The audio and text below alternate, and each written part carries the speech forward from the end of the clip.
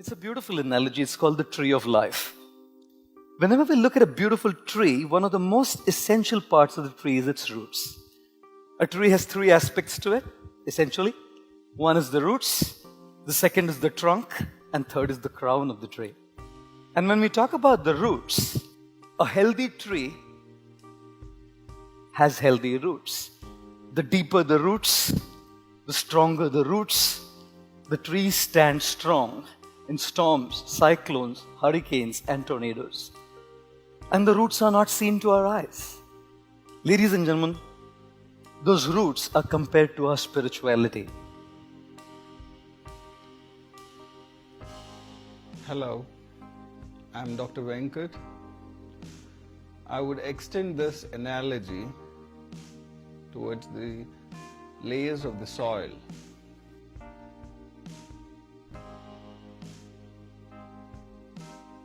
I call this the superficial soil, which is the ulnar bone, and later the fragmented rock, that is the basal bone. This basal bone doesn't undergo the bone resorption and bone remodeling. So this is a more stable bone when compared to ulnar bone. And next is the parent rock, which I consider as the basal cortical bone. So when the implant is engaging, that is the tip of the implant is engaging the basal bone and the cortical bone, which is highly resistant to resorption, as well as it is more resistant to infection.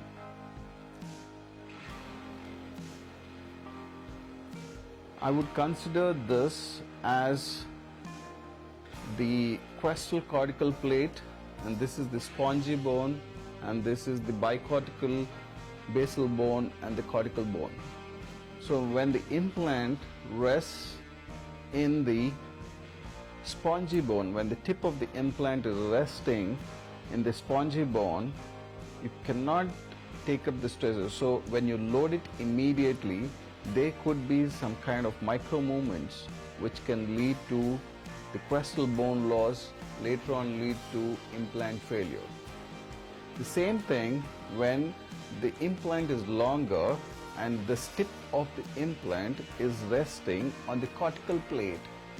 This prevents any kind of micro movements, even if you are doing immediate loading. And this is the fundamental principle, that there should not be any micro movements during loading procedures. If you see the implant, which is shorter, and when it is compared to a longer implant, this is approximately around 5 mm into 10 mm or 11.5 mm implant, when compared to a 4.2 mm diameter into a 25 mm length implant. Imagine the bone implant contact when compared to a smaller implant. I would not say that the shorter implants won't work. Shorter implants do work, but in immediate loading cases, the shorter implants have more failure rates when compared to the longer implants. These longer implants, when you're engaging the bicortical, you don't need to even splint it. You can have immediate loading without any kind of splinting procedures. This cortical engagement is very important.